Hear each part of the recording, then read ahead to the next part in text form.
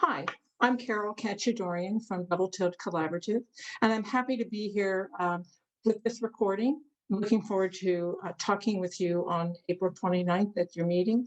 I'm talking with you today, sharing some ideas with you today about ways to get to everyday cycling in Howard County. I'm going to start by talking about three things what successful communities use.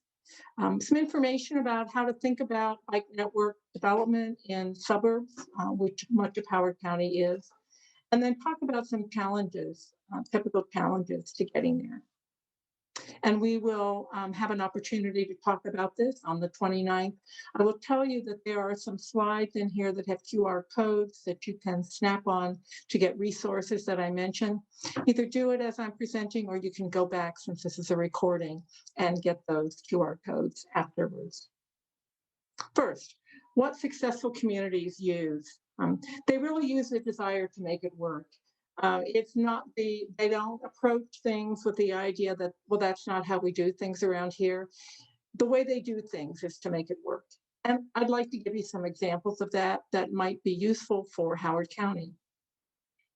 The first one is in Alexandria, Virginia, where the city converted a slip lane to a bike lane that connects the facility along Braddock Road to North Van Dorn Street. And they did that for a couple of reasons. First of all, they wanted to slow traffic going through this intersection. And second of all, there's a bike lane that comes up North Van Dorn and one that goes across Braddock Road, and they wanted to make a good connection.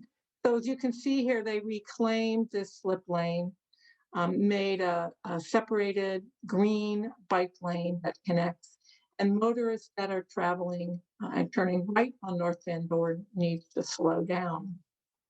Here's an overhead view of it. So here's that slip lane. It also creates some nice space for pedestrians as well. And here's that bike lane that continues. This is an example from Silver Spring, Maryland, of a cross bike. It's a crosswalk, only it's for bicyclists. Silver Spring has really developed its bike network in the past few years. You can see this one is across Georgia Avenue at Wayne Avenue. And there's a crosswalk for pedestrians and a cross bike for bicyclists. This happens to be two-way, which this line down the middle shows, because it's connecting a two-way facility on either end, but it could be one-way if possible as well. Here's another example. It's a really small example, but something that is useful, where, and it's a little bit of an older facility, but where the path ends and or continues someplace in another direction, but you need to bring that facility onto the roadway. You can do it very simply with this ramp and probably some directional signage and then pavement marking. What I like about this are two things. First of all, there's a curve here and motorists are coming around that curve. They might naturally drift to the right a little bit and conflict with bicyclists entering the roadway. But this pavement marking really keeps those motorists to the left. And then the ramp also serves as another guideway, not only for where bicyclists need to travel, but keeping those motorists to the left. So that's an example of where next to the roadway facility transitions to the roadway just for bicyclists. Here's one in Alexandria where there is a bike lane going up Seminary Road in Alexandria, and the sidewalk ends. As you can see, the sidewalk ends. The city put in some signage and a curb ramp and brought pedestrians out into the bike lane. And there's certainly pavement markings, and there's some separation there. I walked along this. It felt very safe, and certainly because it's a one-way bike facility there, and it's going uphill, so bicyclists tend to be going slower. There certainly is room for accommodation, and that might work in Howard County in some places. Here's an example from Seattle. One of my favorite solutions to establishing a bike network. These are wayfinding dots. They're called bike dots. And the city of Seattle uses them to indicate to bicyclists the path the preferred path of travel. This is an example on Pike Street across from the convention center, where bicyclists are transitioning from an on-road one-way bicycle facility that is contraflow to the motor vehicle travel. They're not quite sure because there's some construction going on at the convention center, which is on the other side of the street. And I'll show you that in a sec. But they're not quite sure what's going to happen to that bike facility on the roadway. So they're indicating for bicyclists to cross, and they actually bike on the sidewalk until you get down a couple of blocks, and there's a bicycle facility that takes you down. So this is what that looks like a little bit further back. Again, this is that one-way bike facility that comes out, and these are the bike dots that tell you where to go. The city uses those bike dots in other places, such as for a long crossing for a bicyclist, where there's a bike signal on one side, and maybe that crossing is a little not quite at a straight line. So they do use them in a number of places. But speaking of wayfinding, bike signals are a really useful thing to have. They make sense. We have signals for motorists, we have signals for pedestrians. It does make sense to have signals for bicyclists and to carve out space for them to cross, even if they're crossing at the same time with pedestrians or with motorists, or they have their own phase. So this is an example from Madison, Wisconsin. And there are examples in Washington, D.C. and elsewhere, which you may have seen. The National Association of City Transportation Officials, otherwise known as NACTO, has design guidance for bikeways, and this is their page on bike signal design.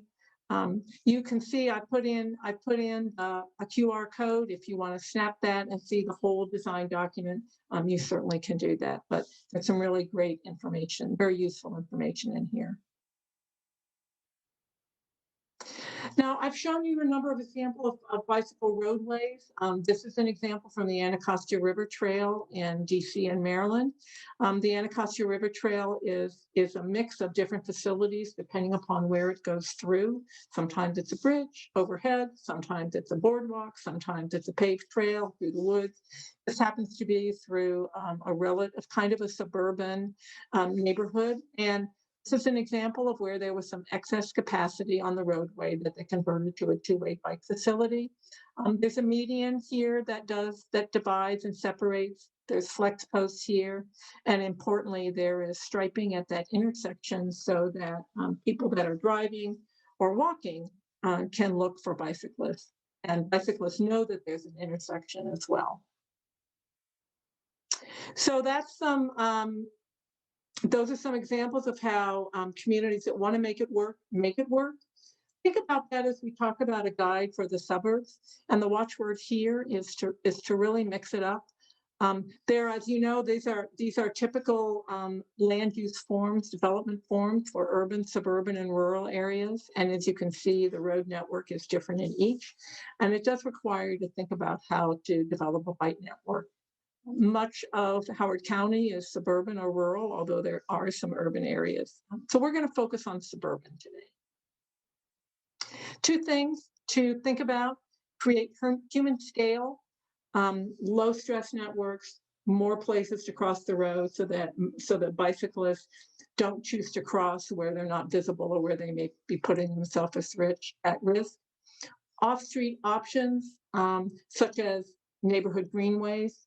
And then to mix it up, I mentioned with the Anacostia River Trail that there are a mix of facilities. So you might have some that are within the right of way. You might have some that are adjacent to the roadway, a wide sidewalk, such as in this photo, and trails. The point is to mix it up, make it work, connect everything.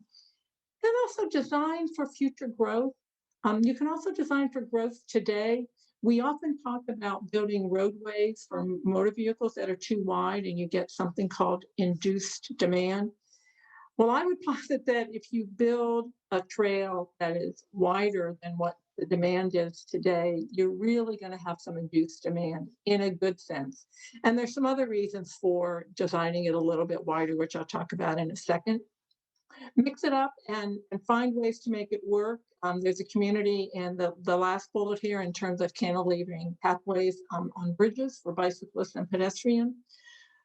Sometimes you need to go over a barrier, whether it's a river um, or a large roadway or railroad tracks or topography, and there might be a bridge for motor vehicles, but there may not be room on it for bicyclists. If you cantilever a pathway, that is a lower cost than building a separate structure. It's a way to more affordably, presumably, widen that structure. So let's talk about let's talk about specifically that capacity need. Again, I'm going back to NACTO, the National Association of City Transportation Officials, a design book that they have, a guidance, a resource that they have called All Ages and Abilities. And in there, they not only talk about the number of people that are bicycling, but also the types of people and the types of bicycles that they're using. So this is a sheet that they have that has 9 different types of people or vehicles, bicycle vehicles. Again, you can take a look at that in closer detail with this QR code. But when you're thinking about the suburbs, you might have this mix of people and vehicles. And so the wider the bike facility is, the more it can accommodate people and the types of bikes that they have. So those are those 2 principles, make it human scale and mix it up. Let's talk about some specific design features. We've talked about connections between neighborhoods. This is an example of a trail that connects some neighborhoods in Columbia. Again, this is an example of a connection on the Anacostia River Trail connecting neighborhoods, also with retail and service areas. And I want to talk specifically about some design features. Roundabouts to slow motorists. Speeds in suburban areas tend to be higher. Roundabouts tend to slow motorists down and create space for bicyclists and pedestrians.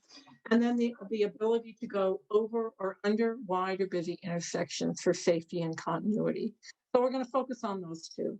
The first are roundabouts. You might also know them as traffic circles.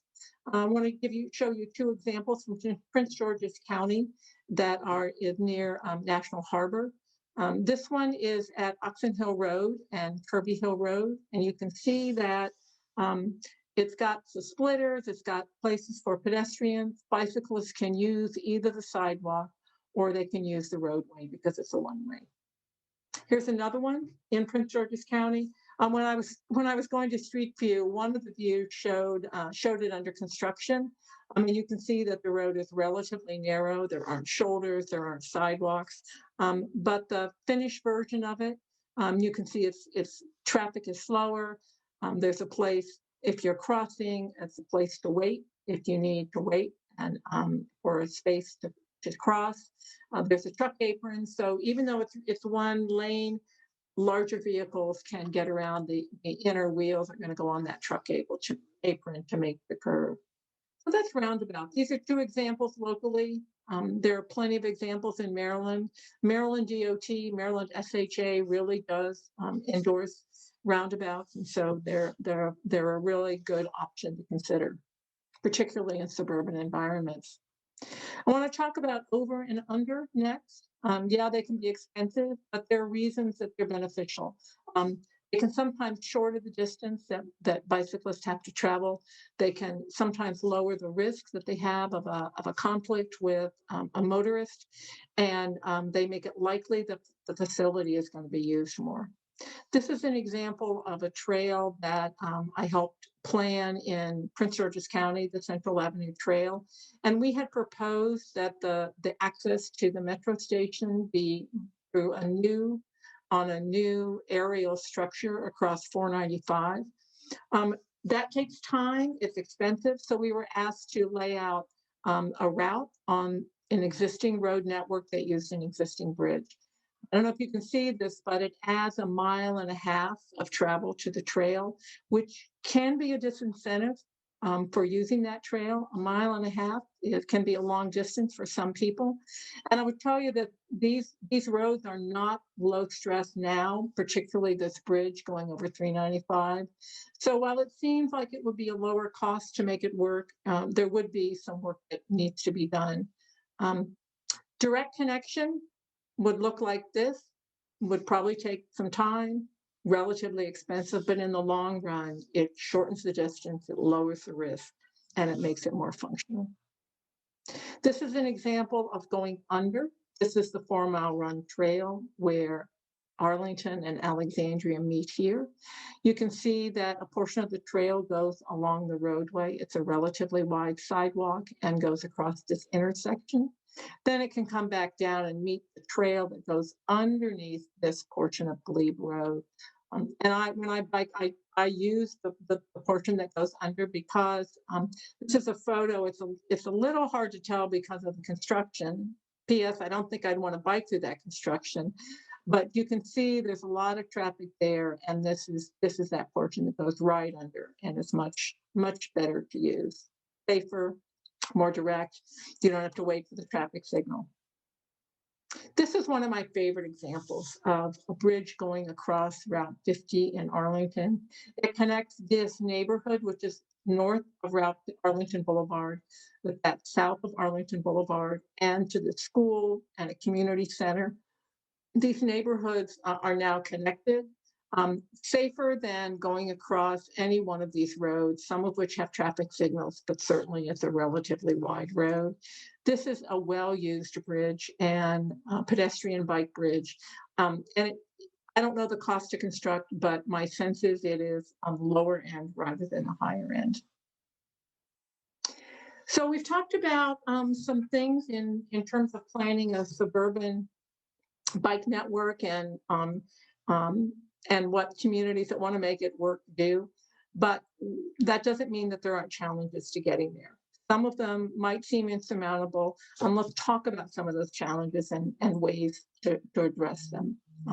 First, there is always a need for resources, and that is funding, and there's also staff capacity. So as Howard County has done, have a bike plan, have a pedestrian plan, update it, put together some strategic plans for trails or immediate projects to be done that lay out where, why, and when.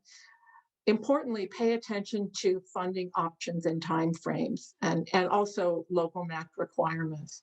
I worked with a community in California that had a very aggressive program of tracking grant programs in California. And so when they had a project, they knew how to match the project with the grant fund. They knew when to apply for those grant funds for that particular phase of the project. So being a little bit more, developing a little bit more complex system for that can be very helpful. But again, staff capacity to manage projects is a resource that can't be underestimated. When I worked with the county on the pedestrian master plan, we learned that even though funding might be available for X amount of dollars of pedestrian projects, if staff didn't have the capacity to manage them, it was unlikely that all of them could be done. So that needs to be addressed as well. Developer resistance can be another thing to address. And really making the business case, building the business case for active transportation that developers pay for or agree to have on their property in one way is really important. I would say learn which developers in Howard County get it already and enlist their help in talking with others. Help them tell their story, data and pictures and anecdotes about the economic benefits and the value to the community of the development that they made.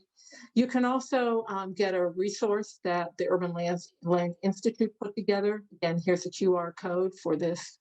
And there's some really, really helpful information in that document in terms of building the business case to talk with developers about. Car-centric resistance exists as well. And I think one of the ways, as with the developer resistance, make the case with examples. One of the things that motorists are oftentimes resistant to are road diets or lane conversions. Here's another resource. FHWA has some really good examples in communities that are similar to Howard County. So you need to look for those that are similar to Howard County. Again, you can go on the FHWA website with this QR code and get those examples to use as needed. Car-centric resistance can also happen, can be addressed through the right type of engagement and outreach and messaging. It's important to point out it's a balanced system. We're not sacrificing the needs of travel by motor vehicle for the needs of travel on foot or the needs of travel on bike. And certainly being consistent in that messaging, but not giving up on the active transportation network is important. Also make the case with allowing people to experience it. Howard County Open Streets is a wonderful event that allows people to experience what improved pedestrian and bicycle networks can be. And the nice thing about that is those events are held with motorists still being able to drive on the road, so you get a sense of how it all works together. The last thing to address car-centric resistance is what I call let time work its magic. What you see on the left is an example of a roundabout that was built in a community in Wisconsin. Before it was built, 31% of the people supported it, 41% were strongly opposed. After it was built and people had some chance to use it and see the benefits of it, that approval went up to 63%, and the strong disapproval went down to 15%. So sometimes you just have to give time, let time work its magic on people accepting and reducing that resistance to it. That's all I have to share today. Please feel free to be in touch with me if you have any questions in the interim. And again, if you'd like, go back and look at this recording and look up some of those resources. Thank you so much.